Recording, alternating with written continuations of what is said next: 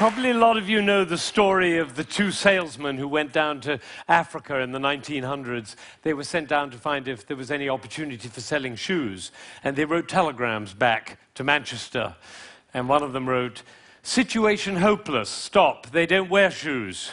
And the other one wrote, "Glorious opportunity, they don't have any shoes yet." Now, there's a similar situation in the classical music world, because there are some people who think that classical music is dying, and there are some of us who think you ain't seen nothing yet. And rather than go into statistics and trends and tell you about all the orchestras that are closing and the record companies that are folding, I thought we should do an experiment tonight. An experiment. Actually, it's not really an experiment because I know the outcome. But it's like an experiment. Now, before we start, I need to do two things. One is I want to remind you of what a 7-year-old child sounds like when he plays the piano. Maybe you have this child at home. He sounds something like this.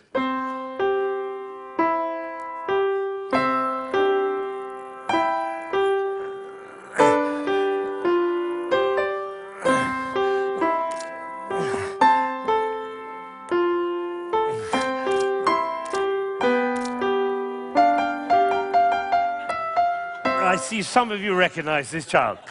Now, if he practices for a year and takes lessons, he's now 8 and he sounds like this. And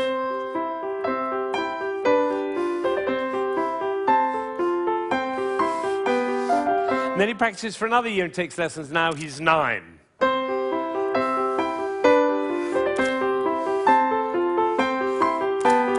And then he practices for another year and takes lessons, now he's 10.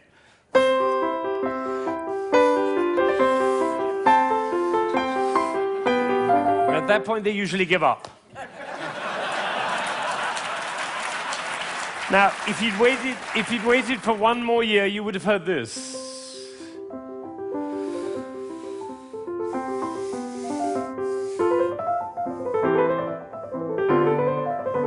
Now, what happened was not maybe what you thought, which was he suddenly became passionate, engaged, involved, got a new teacher, he hit puberty, or whatever it is. What actually happened was the impulses were reduced. You see, the first time he was playing with an impulse on every note. And the second, with an impulse every other note. You can see it by looking at my head. The 9-year-old put an impulse on every 4 notes. And the 10-year-old on every 8 notes. And the 11-year-old, one impulse on the whole phrase. I don't know how we got into this position. I didn't say I'm going to move my shoulder over, move my body. No, the music pushed me over, which is why I call it one buttock playing. Can be the other buttock. You know, a gentleman was once watching a presentation I was doing, and I was working with a young pianist. He was the president of a corporation in Ohio. And I was working with this young pianist, and I said, the trouble with you is you're a 2-buttock player. You should be a 1-buttock player. And I moved his body like that while he was playing. Suddenly the music took off. Took flight. There was a gasp in the audience when they heard the difference. And then I got a letter from this gentleman. He said, I was so moved, I went back and I transformed my entire company into a 1-buttock company. Now, the other thing I want to do is to tell you about you.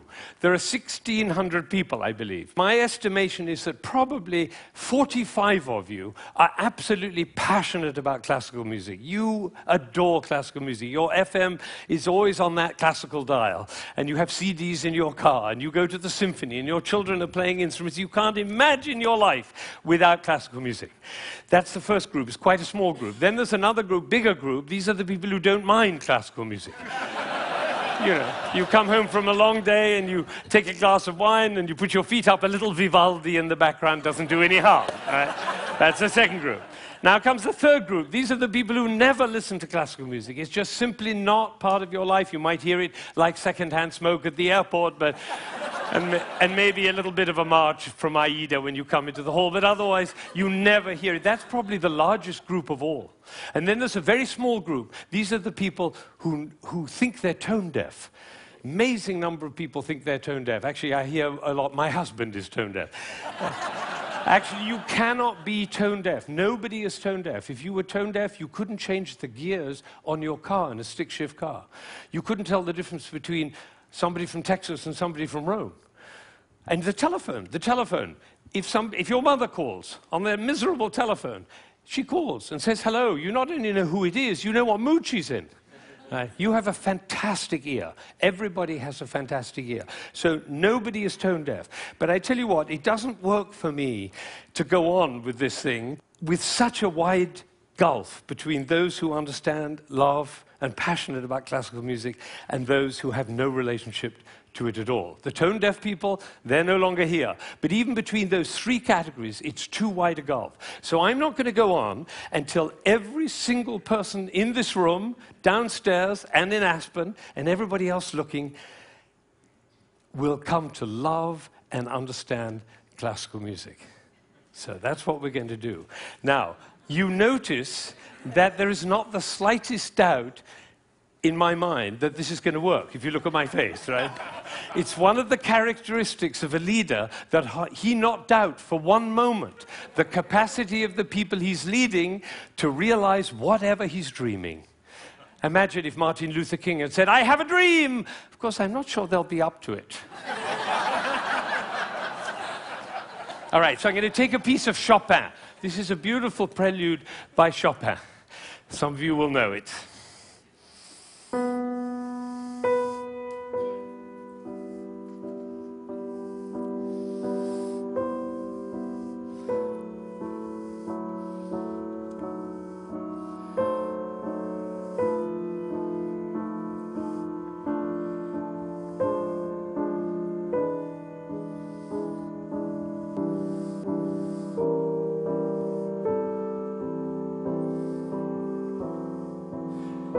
I think probably happened in this room. When I started, you thought, how beautiful that sounds.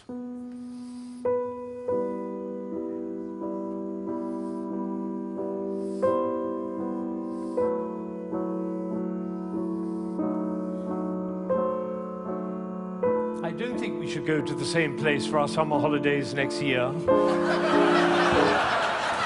It's funny, isn't it? It's funny how those thoughts kind of waft into your head when we're listening to classical music.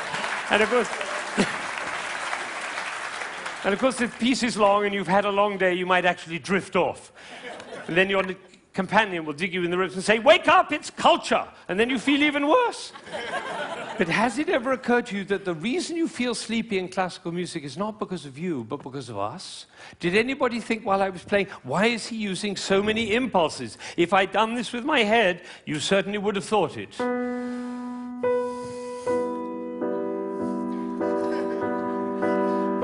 And for the rest of your life, every time you hear classical music, you'll always be able to know if you hear those impulses. So let's see what's really going on here. We have a B. This is a B. The next note is a C. And the job of the C is to make the B sad. And it does, doesn't it? Composers know that. If they want sad music, they just play those two notes. But basically, it's just a B with four sads. Now it goes down to A. And now to G. And then to F. So we have B, A, G, F. And if we have B, A, G, F, what do we expect next? Oh, that might have been a fluke. Let's try it again. Ooh, the TED choir. And you notice nobody is tone deaf. Is that right? Nobody's, you know, every village in Bangladesh and every hamlet in China, everybody knows. Da, da, da, da, da. Everybody knows who's expecting that E. Now, Chopin didn't want to reach the E there because what will have happened? It'll be over, like Hamlet. You remember Hamlet, Act 1, Scene 3, he finds out that his uncle killed his father. You remember he keeps on going up to his uncle and almost killing him. And then he backs away, and then he goes up to him again and almost kills him. And the critics, all of whom sitting in the back row there, they have to have an opinion. So they say, Hamlet is a procrastinator. Or they say, Hamlet has an Oedipus complex. No, otherwise the play would be over, stupid. That's why Shakespeare puts all that stuff in Hamlet, you know, Ophelia going mad and the play within the play and Yorick's skull and the gravediggers. That's in order to delay until Act 5 he can kill him. It's the same with the Chopin. He's just about to reach the E and he says, oops, better go back up and do it again. So he does it again. Now he gets excited. That's excitement, you don't have to worry about it. Now he gets to F sharp and finally he goes down to E. But it's the wrong chord. Because the chord he's looking for is this one. Right. And instead he does. Now we call that a deceptive cadence. Because it deceives us. I always tell my students, if you have a deceptive cadence, be sure to raise your eyebrows, then everybody will know.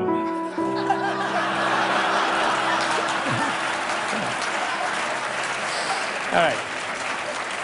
So he gets to E, but it's the wrong chord. Now he tries E again. That chord doesn't work. Now he tries E again. That chord doesn't work. Now he tries E again. That doesn't work. And then finally, there was a gentleman in the front row who went, like that. It's the same gesture he makes when he comes home after a long day, turns off the key in his car and says, I'm home. Because we all know where home is. So this is a piece which goes from away to home. And I'm going to play it all the way through, and you're going to follow.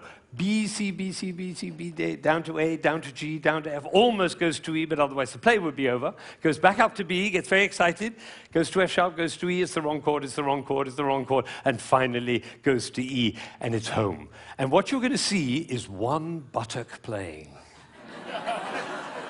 Because for me to join the B to the E, I have to stop thinking about every single note along the way and start thinking about the long, long line from B to E. Right? You know, we were just in South Africa, and you can't go to South Africa without thinking of Mandela in jail for 27 years.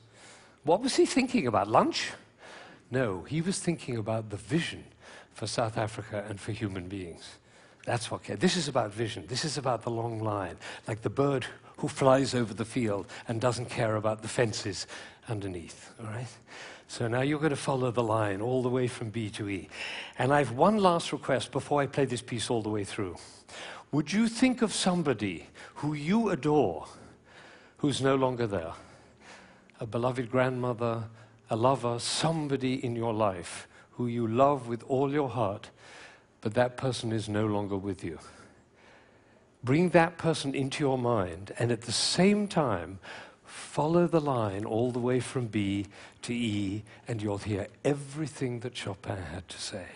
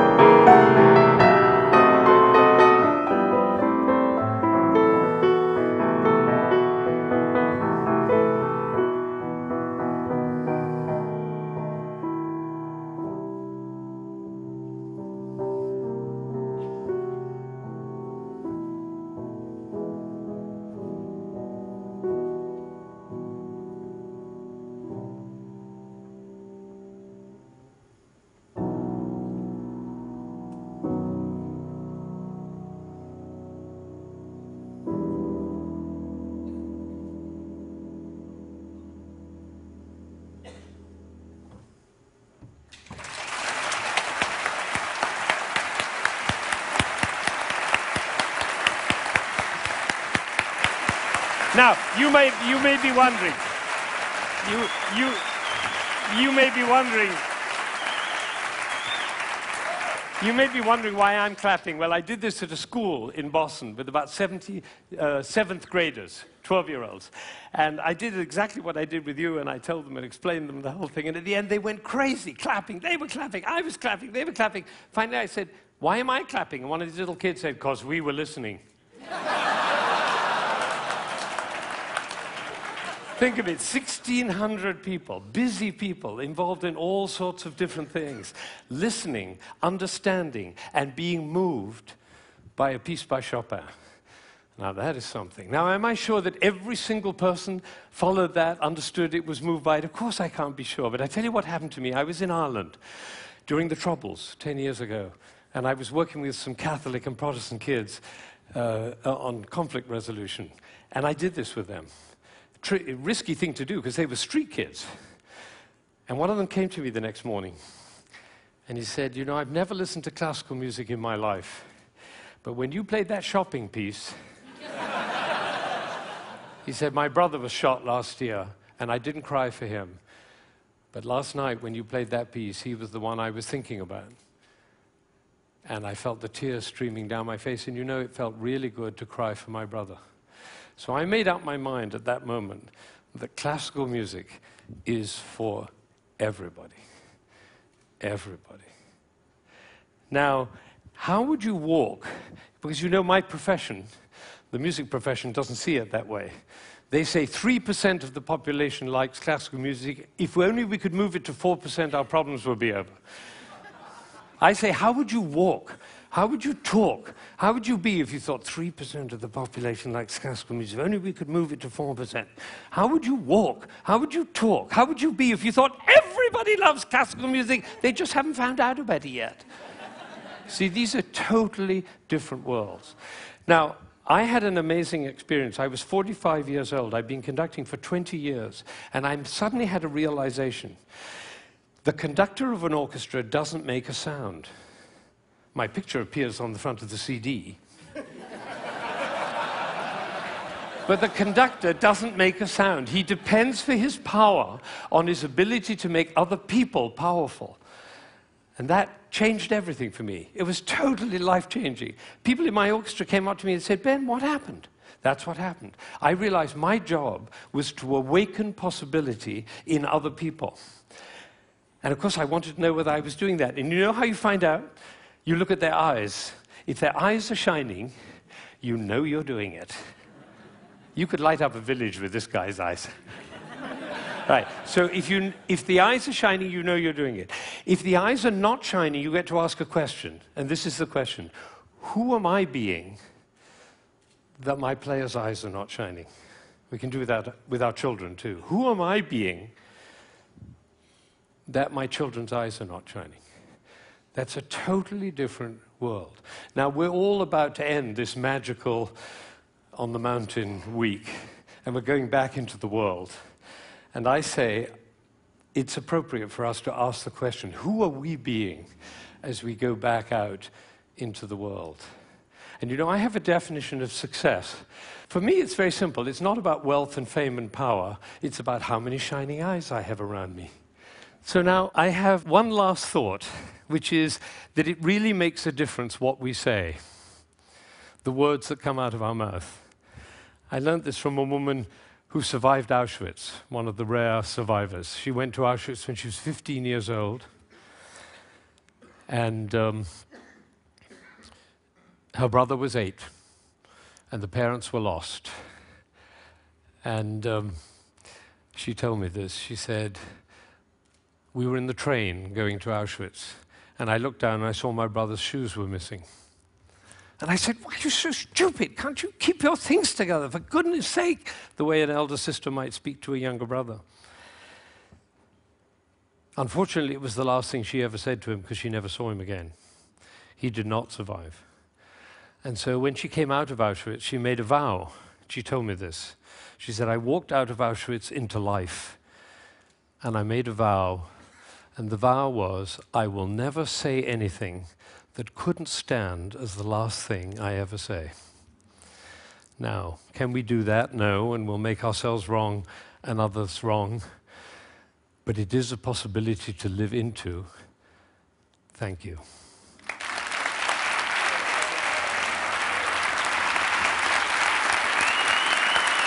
Shining eyes. Shining eyes.